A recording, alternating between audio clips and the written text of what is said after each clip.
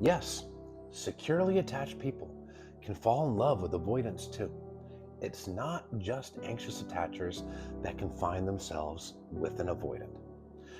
Early in the relationship, it's quite often that the avoidant does not present themselves as being severely avoidant. They can come across emotionally available, even dismissive avoidance. They can come across emotionally intelligent. But the reason for this is that their fears haven't been triggered yet. They've been single. There is no emotional intimacy yet. There's no threat of being vulnerable. But as the relationship progresses and emotional closeness builds, that triggers them, that fear of vulnerability kicks in, and they start to do distancing behaviors to keep themselves safe. Emotional closeness feels unsafe, so they create distance to feel safe. Now, when the securely attached person experiences this, they have a fork in the road. They can hold boundaries or even exit the relationship, or they could fail to hold boundaries because they've caught feelings for the person and allow those boundaries to erode and start to walk on eggshells, which is actually the path of becoming anxiously attached. And a person that is secure can easily slip into that anxious path when they are in a relationship with someone who's avoidant. But the secure attacher that stays secure is going to notice these behaviors, and these behaviors are not going to be attractive or appealing to the secure attacher. And what the true secure attacher that stays secure is likely to do is to hold boundaries. For example, the avoidant is pulling away. Hey, I've noticed that there's been some distance here. Is everything okay? Are you still interested in maintaining our connection? Then the avoidant is likely to give some sort of excuse. Oh yeah, I've just been busy. Then the secure person holds that boundary and expresses it from their feelings, their point of view. Well, consistent communication is something that's important to me in a relationship because I'm looking for a relationship that does build closeness and connection.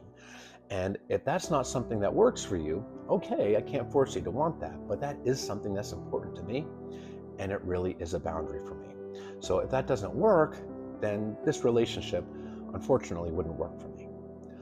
And then from there, the avoidant has an opportunity to either try to meet those expectations, to meet that boundary, or run from the relationship. And it's very possible they might run from the relationship. And the fear of losing this person, the fear of them running away, is often why people fail to hold the boundary.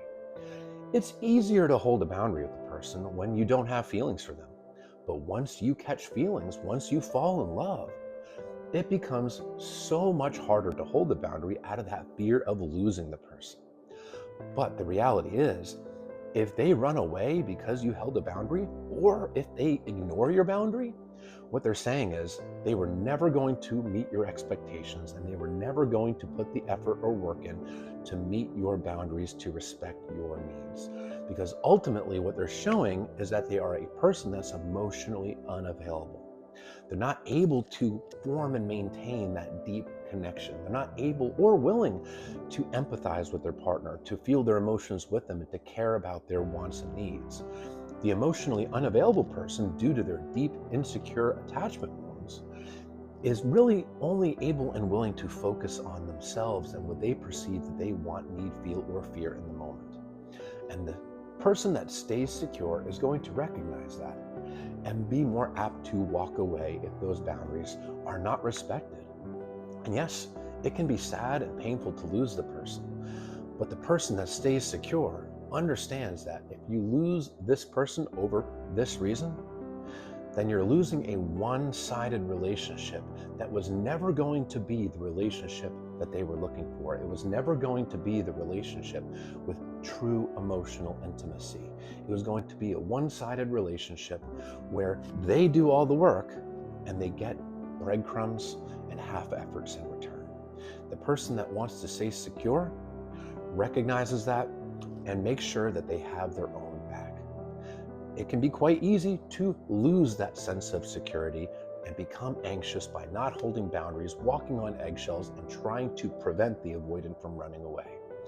But even in those cases, It doesn't usually prevent them from running from the relationship. It usually just delays the inevitable.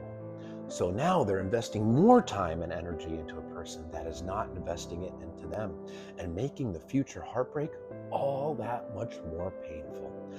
Because those same triggers are still going to be there for the avoidant, no matter how many eggshells you walk over. Emotional closeness is still going to trigger them. Any kind of disagreement is still going to trigger them. Any kind of expectations that you put out there are still going to trigger them.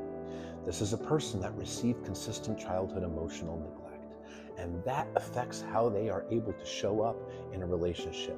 It affects how they're able and willing to show up for their partner. And that's not your fault. You didn't cause that. You can have empathy for them and understand their attachment wounds and still care about them, but recognize that they are not the person for you and the relationship is not right.